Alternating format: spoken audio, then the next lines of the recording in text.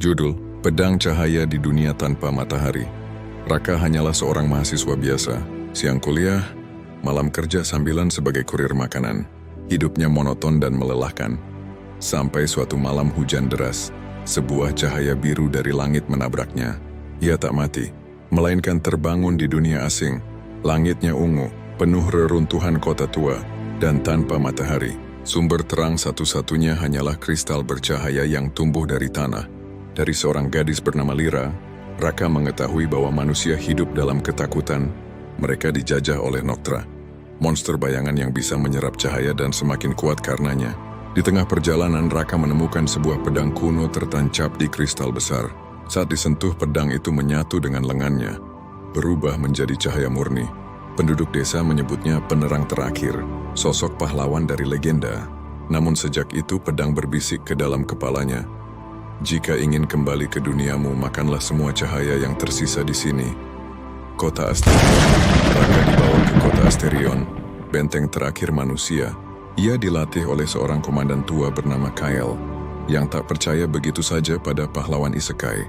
Di sana Raka juga tahu bahwa Noctra bukan sekadar monster, tapi dipimpin oleh Ratu Malam, makhluk yang katanya dulunya manusia juga.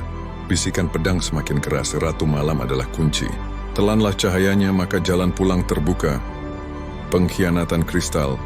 Bersama Lyra, Kael, dan pasukan kota, Raka mencari kristal cahaya besar di reruntuhan kerajaan. Mereka berhasil menemukannya, namun saat Raka menyentuh, pedang langsung menyerap seluruh energi kristal. Kota yang tadinya diselimuti cahaya mendadak gelap gulita. Manusia panik. Prajurit menuduh Raka berkhianat. Bahkan Lyra pun sempat meragukannya. Kael mencoba mengeksekusi Raka. Namun sebelum pedang jatuh, Noctra menyerbu kota. Dalam kekacauan itu, Raka kabur, dihantui bisikan pedang yang makin mendominasi. Ratu Malam. Dalam pelariannya, Raka akhirnya bertemu Ratu Malam sendiri. Cantik namun wajahnya pucat diterangi cahaya rembulan ungu. Ia mengaku pernah menjadi pahlawan dari dunia lain berabad-abad lalu. Pedang itu adalah kutukan Raka.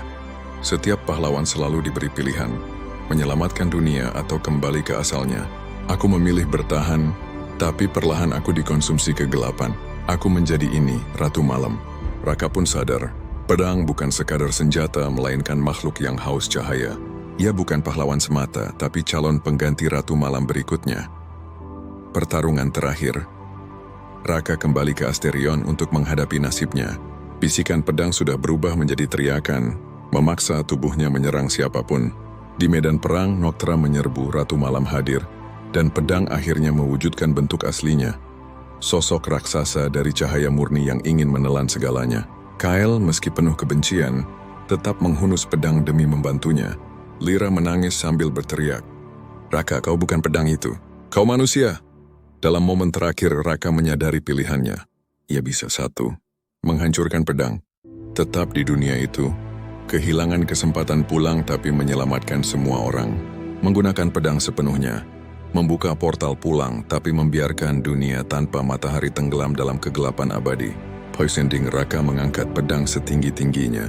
Cahaya meledak menelan medan perang. Jika ia memilih menghancurkan pedang, dunia asing itu untuk pertama kalinya dalam ribuan tahun disinari matahari sejati. Raka terjatuh, tubuhnya melemah, tapi Lyra memeluknya erat. Ia tak bisa kembali ke bumi, namun kini ia punya tujuan baru. Hidup di dunia itu, sebagai manusia biasa yang melindungi harapan. Jika ia memilih pulang, portal terbuka. Raka melangkah masuk dengan hati hancur. Tapi saat ia tiba di dunianya, ia mendapati kota yang kosong, sepi, dan langitnya kelam. Bukan rumah yang ia kenal. Dan di belakangnya suara pedang berbisik lagi. Satu dunia padam, selanjutnya adalah milikmu.